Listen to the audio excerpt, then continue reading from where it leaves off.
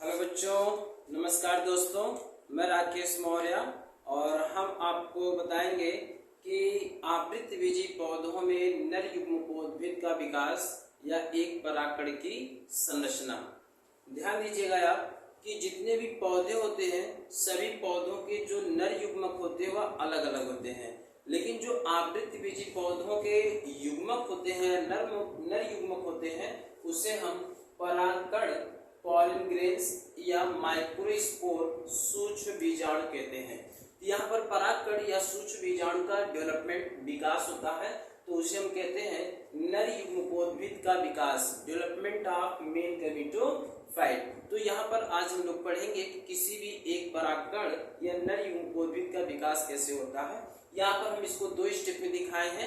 पहले स्टेप में दिखा दिए हैं कि कैसे परागकण का निर्माण होता है और दूसरे स्टेप में हम परागकण की संरचना और परागकण के विकास सहित इसको दिखाए हैं। तो ध्यान देना बच्चों कि यहाँ पर एक है कि परागकणों का निर्माण परागकोश के विकास के समय होता है, और जब परागकोश का विकास होता है तो टैपिटम के अंदर कुछ नई कोशिकाओं का निर्माण होता है, और जो नई कोशिकाएं बनती हैं उसे हम माइक्रोस्पोर मदर सेल शॉर्ट में एमएमसी या पॉलन मदर सेल शॉर्ट में पीएमसी के नाम से जानते हैं। इसको हिंदी में सूक्ष्म बीजाणु मातृकोशिका या इसको परागकण मातृकोशिका के नाम से जानते हैं।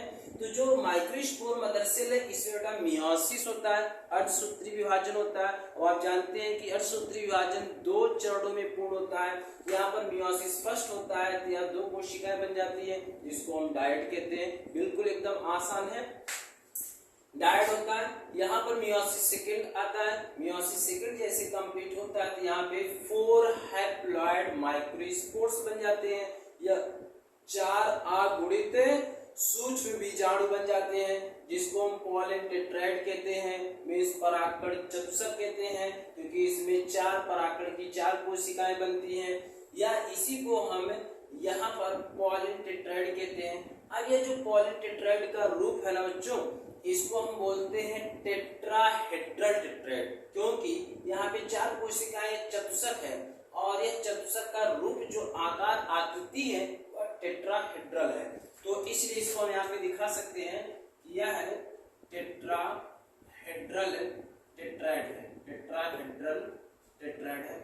यहाँ पे चतुष्फल की चतुष्क होते हैं, और यहाँ पर जो एक परागकण है, मतलब अभी टेट्राहेड्रल टेट्राइड है, इसी के बीच में एक वाल होता है, उसको बोलते हैं कैलोज वाल। यहाँ पे जो वाल होता है इसको बोलते हैं कैलोज वाल बोलते हैं, कैलोज भित्ति बोलते हैं, और यह कैलोज वाल डिग्रेड होता है, नष्ट किया जाता है कैलेस एंजाइम के द्वारा, और कैलेस एंजाइम स्रावित होते हैं कहाँ से? टैपिटम की कोशिकाओं के द्वारा। तो टैपिटम की कोशिकाएं कैलेज एंजाइम को स्रावित करती हैं और कैलोज वाल को नष्ट कर देती हैं। यहाँ से एक एक अलग अलग परागकण सब अलग हो जाते हैं, और इस पराग यहाँ पर जो एक अभी पॉलन टेट्राइड बना हुआ है, अब इसमें एक में माइटोसिस होता है। तो माइटोसिस में यहाँ पे समसूत्री विभाजन होता है, और समसूत्री विभाजन जब होता है तो उसमें पॉलन ग्रेन्स में कुछ परिवर्तन आते हैं। तो अभी हम यहाँ पर आपको दिखाएं कि एक सामान्य अगुणित परागकण या सूक्ष्म बीजाणु है।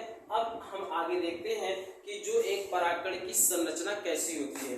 ध्यान देना बच्चों कि जो यहाँ पर परागकण है वह परागकण में 2 आवरण पाए जाते हैं। जो सबसे बाह्यतम आवरण होता है उसको हम एक्साइन कहते हैं, यह स्पोरोपोलेनिन का बना होता है। जो इसके अंदर का लेयर होता है उसको हम इंटाइन कहते हैं, या पेक्टोसेलुलोज का बना होता है, मींस पेक्टिन प्लस सेलुलोज दोनों के मिलने से बनता है, जिसे हम पेक्टोसेलुलोज के नाम से जानते हैं। जो बेटा एक्साइन होता है, एक्साइन पर जर्म छिद्र पाए जाते हैं, जिसे इंग्लिश में जर्म पोर कहते हैं। अगर डाइकाट प्लांट्स है तो यहाँ पर डाइकाट प्लांट्स है, द्विबीजपत्री है तो इसमें 3 जर्म पोर पाए जाते हैं, और अगर मोनोकाट है, अगर एक बीजपत्री है तो इसमें 1 जर्म पोर पाए जाते हैं। तो इसको आपको ध्यान रखना होगा कि एक्साइन के आवरण में जननछिद्र जर्मपोर पाए जाते हैं। अगर डाइकाट प्लांट द्विबीजपत्री पौधा है तो उसमें 3 जर्मपोर 3 जननछिद्र पाए जाते हैं, और अगर एक बीजपत्री पौधा मोनोकाट प्लांट से तो उसमें 1 जननछिद्र पाया जाता है। इस परागकण के अंदर कोशिका द्रव्य साइटोप्लाज्म भरे होते हैं और यह परागकण आगुणित होता है। तो इसमें एक हैप्लॉइड न्यूक्लियस केंद्रक पाए जाते हैं। अब इस परागकण में बेटा क्या होता है, माइटोसिस समसूत्री विभाजन होता है। जब समसूत्री विभाजन होता है तो जो आगुणित केंद्रक होता है इसमें तो निश्चित रूप से डिवीजन होगा, क्योंकि समसूत्री विभाजन में क्या होगा, पहले केंद्रक का विभाजन होगा, फिर कोशिका द्रव्य का विभाजन होगा। इसमें जब केंद्रक का विभाजन होता है तो एक वेजिटेटिव ट्यूब न्यूक्लियस बन जाता है, जिसको हम बोलते हैं वर्धी या नली केंद्रक कहते हैं। दूसरा बन जाता है जनरेटिव न्यूक्लियस, दूसरा जनरेटिव न्यूक्लियस जनन केंद्रक बन जाते हैं। अब ध्यान दीजिएगा, पूरे परागकण की जो ज्यादा एरिया क्षेत्र होता है उसको हम वेजिटेटिव सेल कहते हैं, और जो बहुत ही कम क्षेत्र होता है जो जनरेटिव न्यूक्लियस होता है वह चला आता है एंटाइन आवरण, एंटाइन के भित्ति की ओर चला आता है और यहाँ से जुड़ जाता है, और इस सेल को हम बोलते हैं जनरेटिव सेल। वेजिटेटिव सेल और यहाँ पर जनरेटिव सेल दोनों आगुणित अवस्था में ही पाए जाते हैं। फिर इसमें जो है कि और ये जो पॉलन ग्रेन्स होता है इसमें दो सेल होते हैं, इसलिए इसको बाइसेलुलर पॉलन कहते हैं। इसमें दो केंद्रक होते हैं, इसलिए इसको बाइन्यूक्लिएट पॉलन के नाम से भी जानते हैं। अगर आपसे कोई पूछे कि पौधों में ऐसी कोई युग्मक या कोशिका बताइए जो बाइसेलुलर होता है या बाइन्यूक्लिएट होता है, तो बाइसेलुलर और बाइन्यूक्लिएट हम किसे कहते हैं, पॉलन ग्रेन्स, परागकण या सूक्ष्म बीजाणु माइक्रोस्पोर को कहते हैं। और दोनों न्यूक्लियस मीन्स वेजिटेटिव न्यूक्लियस और जनरेटिव न्यूक्लियस, दोनों न्यूक्लियस का होना आवश्यक है, क्योंकि जो जनरेटिव न्यूक्लियस होते हैं जनन में सहायक होते हैं और जो वेजिटेटिव न्यूक्लियस होते हैं ये पराग नलिका का निर्माण करते हैं।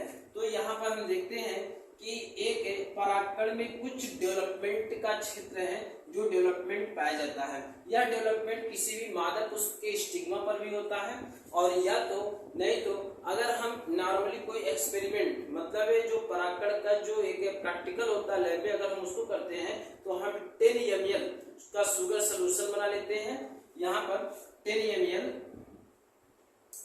ml का शुगर सोल्यूशन बना लेते हैं और उसमें थोड़ा से हम जो है बोरिक एसिड डाल देते हैं, बोरिक एसिड डाल देते हैं, और इसको लगभग हम 30 से 40 डिग्री सेल्सियस में थोड़ा हीट कर लेते हैं। जब ये ठंडा हो जाता है तो इसको हम एक दो बूंद इसकी लेकर के 2 बूंद इसको स्लाइड पे रख लेते हैं, और स्लाइड पे रखने के बाद हम जो है कि भिंडी के पुष्प का परागकण उसी शुगर सोल्यूशन में डाल देते हैं, या हम गुड़हल के पुष्प का परागकण डाल देते हैं और कवर स्लीव से उसको कवर करके उसको जो है थोड़ा सा फिंगर से पुश कर देते हैं, और फिर लगभग हमें 15-20 मिनट उसको ऐसे नॉर्मली छोड़ देते हैं और वह धीरे धीरे जर्मिनेट होने लगता है।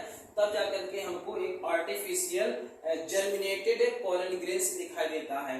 तो जर्मिनेटेड पॉलन ग्रेन्स भी आपको इस तरीके से दिखाई दे सकता है, या किसी स्टिग्मा पर अगर पॉलन ग्रेन्स जर्मिनेट हुआ तो भी ऐसे दिखाई दे सकता है।